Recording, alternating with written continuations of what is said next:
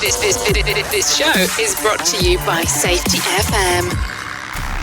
In the professional safety community, communication and planning are just a few keys to your program's success. The question many practitioners have is, where do I start? Dr. Jay Allen, the creator of the Safety FM platform and host of the Rated R Safety Show, has built a global foundation to help you along the way. Go to safetyfm.com and listen to some of the industry's best and most involved professionals, including Blaine Hoffman with the Safety Pro, Sam Goodman with the Hop Nerd, Sheldon Primus with the Safety Consultant, Jim Pozell with Safety Wars, Emily Elrod with Unapologetically Bold, and many others. As individuals, we can do great things, but as a team, we become amazing. Dial into safetyfm.com today and surround yourself with a powerful force of knowledge and support.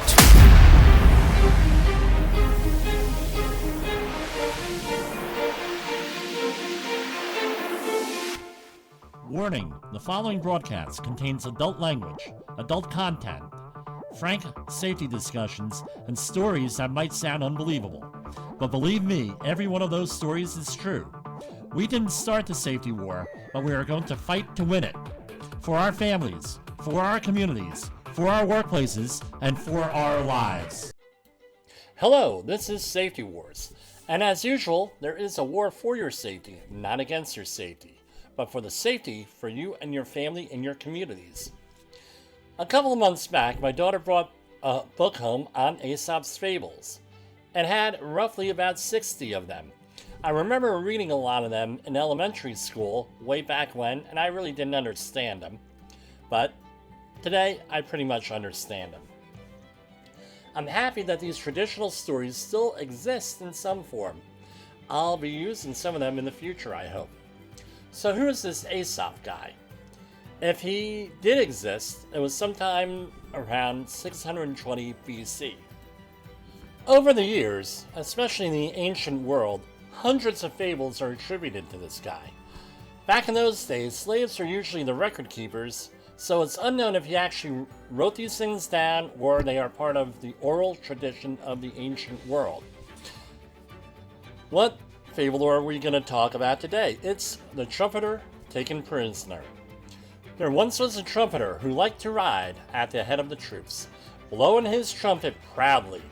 One day in battle, he was the first of his troops to be taken prisoner by the enemy. He cried out to his captors, "Please spare me. I have not killed a single man in your army. Indeed, I have no weapons. See, the only thing I carry is this harmless brass trumpet." "That is the very reason why you should die," his captor replied. "While you don't fight for yourself, your loud trumpet stirs up all the others to battle." What's the moral of the story? He who incites others is worse than he who fights.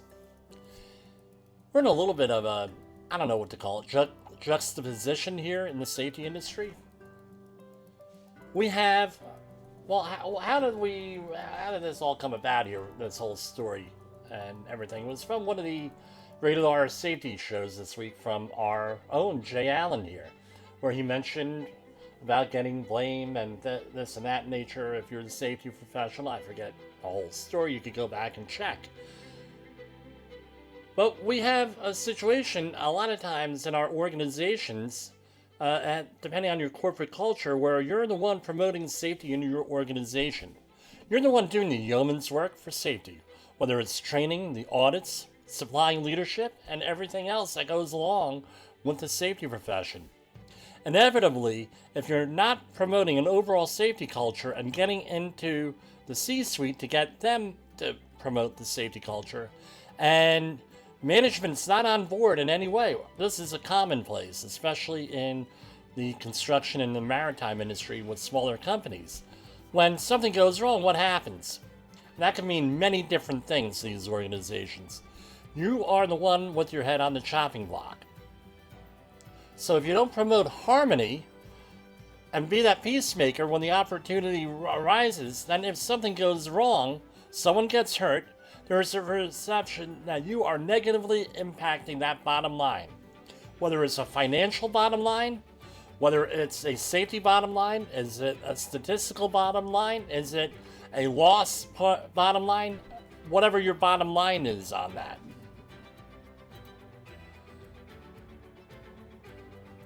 I've been in that situation more than a couple of times.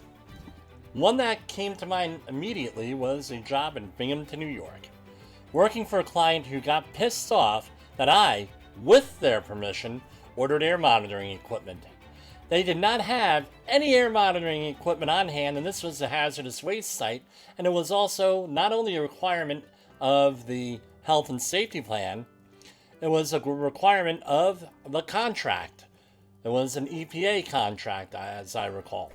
A month later, when the bill came in for that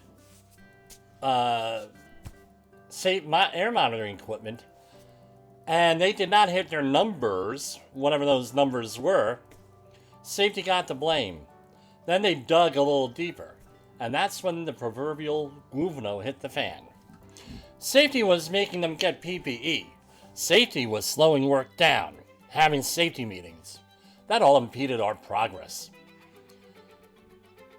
This was well after a company, the company that I was working for, got brought in after a major air injection incident into someone's hand, where they almost lost their hand from an injection incident from an air compressor.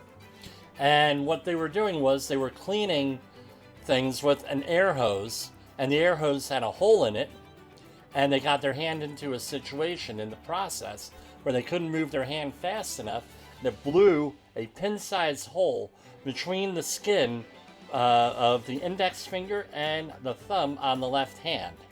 So it was like a 3-inch wound, but the hand blew up to like a baseball catcher's mitt. It was huge. Guy almost lost his hand. We were brought in to straighten this out and to do safety, but the thing was that they didn't have a safety culture here. We were I was the person on the chopping block. We didn't hit our numbers, whatever those numbers were, because I never quite figured out what they were. And who's to blame? The new guy? The one promoting safety? We didn't have safety before we hit our numbers. Now we have safety, we can't hit our numbers. Right? This is the dilemma when you're brought in as an outside consultant. I think I'm going to tag Sheldon on this one. Right? Sheldon Primus. You get into a situation where the C-suite and managers are not on board and you get the blame. I'm going to say the guy who had a hand injury, it cost him about 150 G's, and that was in the mid-1990s. He needed surgeries, he needed, you name it, he needed it. Plus you have a situation of presenteeism, where once he came back to work, he really didn't do his job. Are you seen as a necessary evil? Something to think about. Here's another example of the C-suite not getting it and blaming the safety person. You know that you have an issue when the C-suite or management does not show up for safety training. They're usually not the ones showing up for safety training because they got more important things to do. Right? When they don't make their time for any safety training at all, then you know what their commitment to safety is. Often, when I have a good client, I'll say that good client, the good client will say, you know what, I can't do this with my employees. Why don't you come afterwards and we'll have a separate training session for management. And then we include everything. I like to do everybody together, management and workers, but sometimes you have to do them separately. And what do we see here? Well, I see most commonly in the construction and oil industry with the brand new 7-year-old construction confined space entry standard. Up until 2015, most companies had complied with the general industry standard that I worked with. They weren't required to because they were construction, not required to do general industry. However, the general industry and the applicable NFPA and API standards were often used in issuing general duty clause violations for the construction industry. Then in 2015, the construction standard was finally issued. It had some significant changes for the management of spaces. However, they applied to management for the most part, not so much the workers. When my clients doing construction in confined spaces have facilities, the managers of those facilities are totally unfamiliar with the new standard. For example, continuous monitoring, naming things in writing like a host employer, confident person, and some other things. Now the facilities had to get into managing confined spaces. Before that, they were very much, we hired a contractor to handle it, we don't know nothing, our name's Muffin, we don't know nothing, and that's it. A lot of times this did not happen in the oil industry, even with large corporations whom everyone has heard of, where they wanted to know nothing about confined spaces and left up the contractor to manage everything. What happens with this stuff? When you're compiling the information for the new standard, there's always some type of delay, especially if the managers don't want to pre-plan anything. So who gets the blame for the safety? For the delay? Safety always does. Who said it's on the chopping block? Safety. I actually had a manager who is still working as a terminal manager at a major oil facility in central New Jersey banned me from a site because I wanted continuous air monitoring in a confined space. I wanted to review who the rescue team was, some of their other procedures. I got the blame for it. I was actually banned from the facility for asking questions in a nice, rational, calm way. Well, here's something else that we talk about here. Does blame really fix anything? What was the message he was receiving from the top? Right, let's see it from his point of view. There is another major facility in New Jersey where they admittedly were talking the safety talk in meetings. Then in production meetings, they talked about hot jobs. And these are jobs where they took shortcuts and worked unsafely to get her done. The contractors were being harassed for working safely. Then they were being harassed for not pushing back on the managers of the facility who were telling them not to work safely. What do you do here?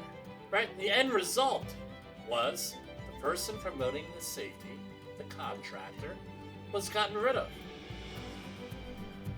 Or the trumpeter up front. So, what are their solutions here? What are the solutions? As usual, get everyone on board. Get the safety training straightened out and call for outside help. Call a company like us, Safety Wars, JCB Technical Services, at 845-269-5772, or drop me an email at jim@safetywars.com. You have to communicate, train together, get the management in on the training. Management not updating their skills and dumping everything on the safety person to get the job done, motivate the troops, then take the fall when they don't meet some type of fictional goal in somebody's freaking heads. You have to take it to the C-suite.